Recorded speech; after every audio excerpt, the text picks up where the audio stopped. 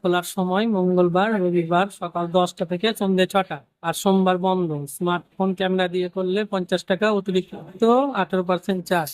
DSLR camera দিয়ে photography করলে 100 টাকা, ডিএসএলআর ক্যামেরা দিয়ে ভিডিওগ্রাফি করলে 5,000 টাকা। প্রাপ্তবয়স্ক এন্ট্রি ফি 75, 18 বছরের নিচে 20, আর বিদেশি নাগরিক 5। গুড ইভিনিং বন্ধুরা, আজকে আমরা চলে এসেছি ইন্ডিয়ান মিউজিয়াম বা জাদুঘরে। কলকাতার এটা একটা অতি আকর্ষণীয় জায়গা, এবং ছোটবেলাতে আমাদের খুব ইচ্ছা হতো যে জাদুঘরে যাব, না জানি কত জাদু দেখাবে। কিন্তু এটা জাদু কিছু না, এটা একটা সংগ্রহশালা, যেখানে বিভিন্ন অ্যান্টিক জিনিস, তার সঙ্গে ফসিলস, তার সঙ্গে আরো অনেক কিছু আছে। স্কেলিটন মানে কঙ্কাল টঙ্কাল এইসব রাখা আছে, অনেক পুরাতন পশু পাখির, জীবজন্তুর, মানুষেরও হতে পারে, সেটা আমি বলতে পারছি না, সেটা ভিতরে কি বলা যাবে। এই জাদুঘরটা তৈরি হয়েছিল 1818 সালে, এবং এইটা ভারতবর্ষের তো বৃহৎ, এবং এশিয়া মহাদেশেরও বৃহৎ। ওয়ার্ল্ড এর মধ্যে এটা 9th কি 8th এর মানে র্যাঙ্ক করছে। এই হচ্ছে কলকাতার জাদুঘরের এন্ট্রি গেট। প্রচন্ড অথেন্টিক, প্রচন্ড সুন্দর দেখতে। আর এর পাশেই রয়েছে এর টিকিট কাউন্টার। এখানে আমি 70 টাকা দিয়ে টিকিট কেটে নিলাম এন্ট্রি করার জন্য, আর 59 টাকা দিলাম মোবাইলে ছবি তোলার জন্য। এখন আমরা যাব জাদুঘরের ভিতরে, তবে ওখানে মোবাইল দিয়ে ভিডিও করা কিন্তু নিষেধ আছে। যতটা পারবো ভিডিও করার চেষ্টা করব, আর আপনাদের দেখানোর চেষ্টা করব এই জাদুঘরটাকে। তো চলুন ভিতর দিকে যাওয়া যাক। এই হচ্ছে ভিতরের গ্রাউন্ড ফ্লোরের ভিউ। মূলত এর দ্বিতীয় তলাতেই সমস্ত কিছু দেখার জিনিস রয়েছে। মনে করলে আপনি সামনের সিঁড়ি দিয়েও উপরে যেতে পারেন, আবার এই সিঁড়িটা দিয়েও ওপর দিকে চলে যেতে পারেন। আর দেখুন, দুই সিঁড়ির মধ্যেখানে একটা মানুষের ব্রেনের মতো কিছু একটা স্ট্যাচু করে রাখা আছে, খুব সুন্দর, অসাধারণ দেখতে। এখন আমরা যাব ওপরের দিকে, আর এক এক করে আপনাদের সমস্ত ঘরগুলি ঘুরে দেখাবো। ওই ঘরগুলিতে কি কি রয়েছে। ওহ, অসাধারণ সুন্দর সত্যি। স্ট্যাচুটা দেখুন, স্ট্যাচুর পাশে আবার একটা ঝাড়বাতি রয়েছে। এখন আমি আছি দ্বিতীয় সিঁড়ির কাছে, আর এই দ্বিতীয় সিঁড়িটার নিচে দেখুন কি করে রাখা আছে, অশোক স্তম্ভ, অসাধারণ সুন্দর এটিও। আর এই হচ্ছে আমাদের জাদুঘরের ভিতরের দিকের ভিউ, দোতলা থেকে। এটিও খুব সুন্দর লাগছে, অসাধারণ লাগছে। আমরা এখন সিঁড়ি দিয়ে উঠেই যে প্রথমেই ডান হাতের ঘর, সেই ঘরটাতে আছি। এখানে যা দেখতে পাচ্ছি এটা হচ্ছে ছবির ঘর। এখানে বিভিন্ন রকমের ছবি আছে, মানে হাতে আঁকা ছবি আছে। সেটা আপনার রাজরাজাদেরই বলুন, মা দুর্গার বলুন, কিংবা অন্য কারো বলুন, সেগুলো আছে। এছাড়াও এখানে এমন কিছু ছবি আছে যেগুলো হ্যান্ডিক্রাফট জাতীয়, মানে হাতের কারুকার্য দেখিয়েছে বিভিন্ন শিল্পী। তাতে সেই শিল্পী হতে পারে বধির, তাতে সেই শিল্পী হতে পারে চোখে অন্ধ, মানে হতে পারে না সেই শিল্পী অন্ধ। এরকম বিভিন্ন শিল্পীদের আঁকা ছবি আছে, বিভিন্ন রাজরাজাদেরও ছবি আছে, তাদের ব্যাপারে তথ্য আছে, আর সেইগুলোই এই ঘরটাতে রাখা আছে। আর এই ঘরের ঠিক পাশের ঘরটাতে আমরা এখন যাব। এই পাশের ঘরেও কিন্তু একই জিনিসই রাখা আছে, যেটা দুটোই আসলে ছবির ঘর। এই যে এইসব ছবিগুলো দেখুন, কত সুন্দর হাতের কারুকার্য করা আছে, এবং সেই সময়কার রাজরাজারা কিভাবে দেশ চালাতো, কিভাবে তাদের রাজপাট চালাতো, সেইগুলো কিন্তু মূলত বর্ণনা করা আছে এখানে।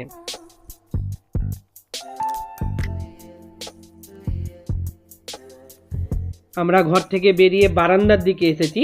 বারান্দাতেও অনেক মূর্তি রাখা আছে, আর ঘরের পাশেই রাখা আছে এরকম মিশরীয় সভ্যতার কোনো একটা স্থাপত্য। জানি না এর নাম কি, আপনারা যদি জানেন অবশ্যই কমেন্ট করে জানাবেন। এছাড়া এখানে বহু দেব দেবতার মূর্তি রাখা আছে, যেগুলো খনন কার্যের ফলে পাওয়া গিয়েছে।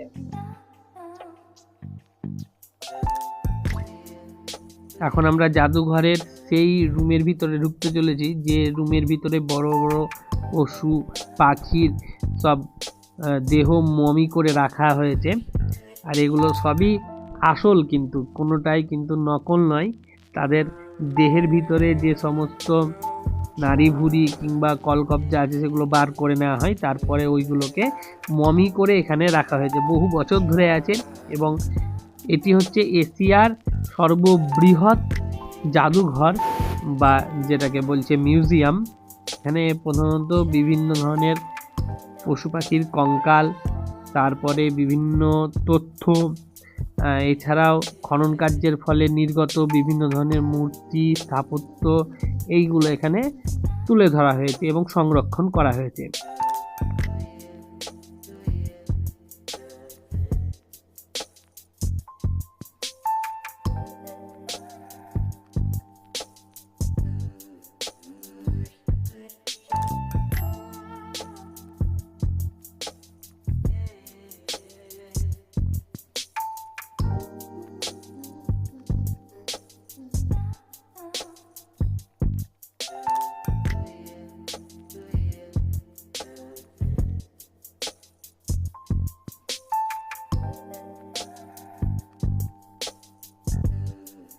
এবার আমরা চলে এসেছি এর পাশের ঘর ফিশ গ্যালারিতে।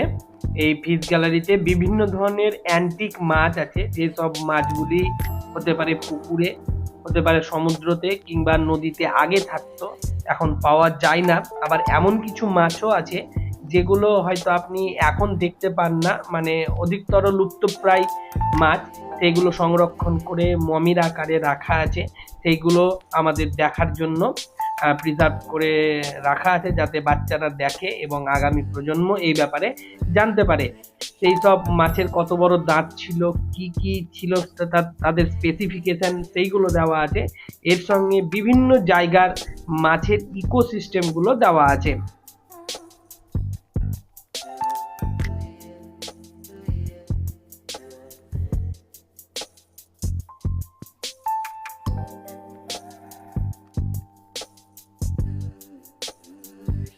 এবার আমরা যাব এর পাশের ঘর টেক্সটাইল ডিপার্টমেন্টে, যেখানে খুব সুন্দর আগেকার দিনের হাতের তৈরি জামা কাপড়, ক্লথ মানে কাপড় চোপড় রাখা আছে বিভিন্ন ডিজাইনের, অসাধারণ সুন্দর, যা বর্তমান সময়তে পাওয়া যায় না। যদিও ডিজাইন পাওয়া যায়, কিন্তু সেই ডিজাইনগুলো আগের মতন অতটা নিখুঁত হয় না, কাপড়গুলো অতটা ভালো থাকে না।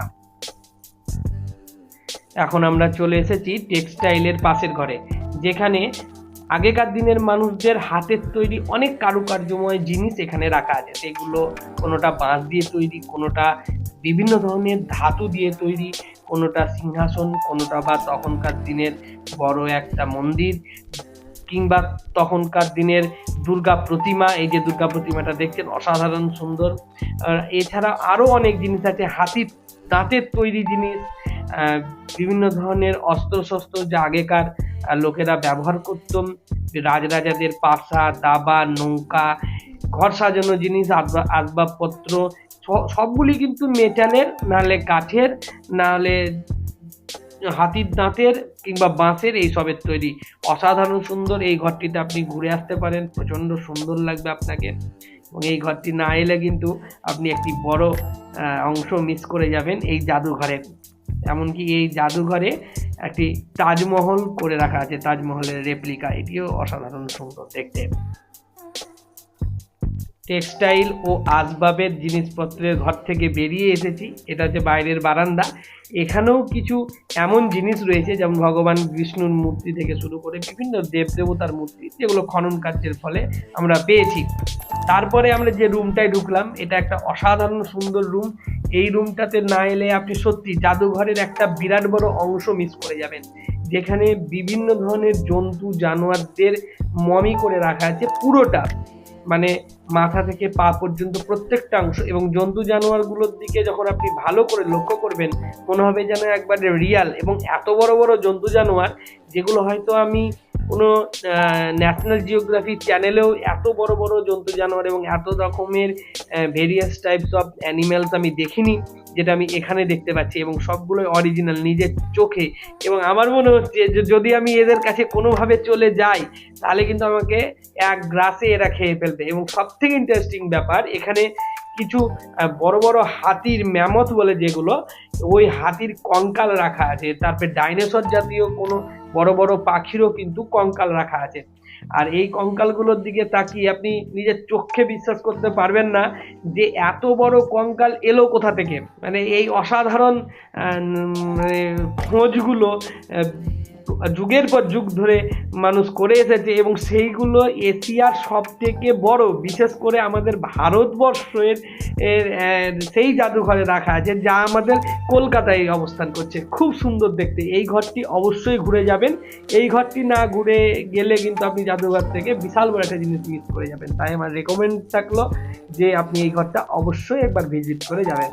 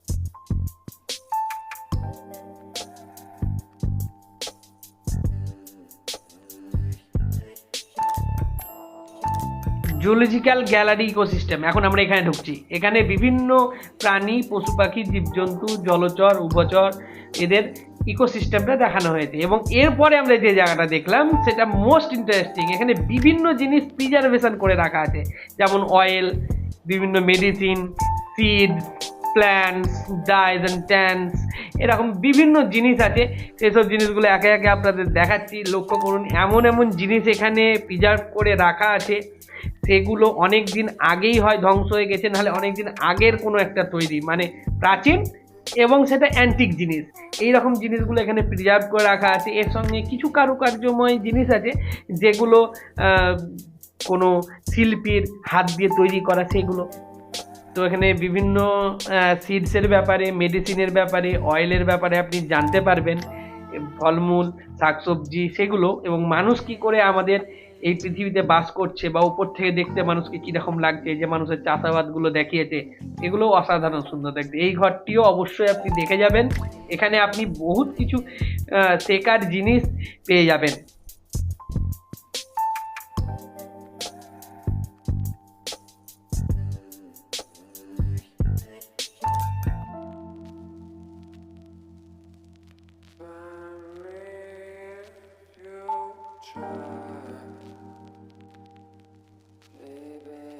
আমাদের মোটামুটি প্রায় সব ঘরই দেখা হলো, একটা ঘর বাকি আছে।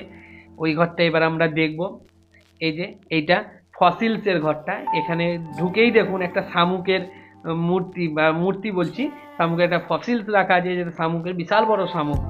আর এর সঙ্গে একটা দেখাবো আমি, এমন যে কচ্ছপ, আর একটা বিশাল বড় কিছু জন্তু কিংবা পাখির, হতে পারে ডাইনোসর জাতীয় কোনো কিছুর একটা ফসিলস রাখা আছে, বিশাল বড় ফসিলস। এটা দেখে আমাকে মানে খুবই আনন্দ লাগলো যে এটা সামনে থেকে খুব কাছে থেকে দেখতে পেলাম এবং একটা ভিডিও করতে পারলাম।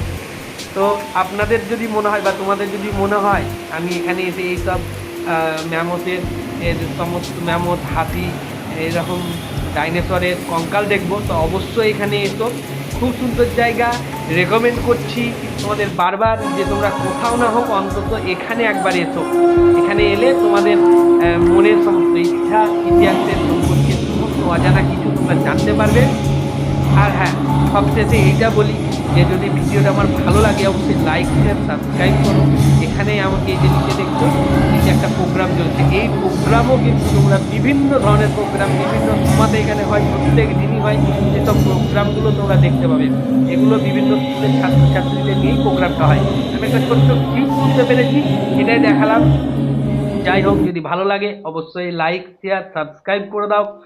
আর সঙ্গে বেল আইকনটা টিপতে ভুলো না, কারণ আমি এরকম কলকাতা আরও অন্যান্য জায়গা আমি ভ্রমণ করব এবং তাদের সমস্ত ডিটেলস ভিডিও তোমার কাছে থাকবে, হয় ছবির আকারে আর না হয় ভিডিওর আকারে। ধন্যবাদ।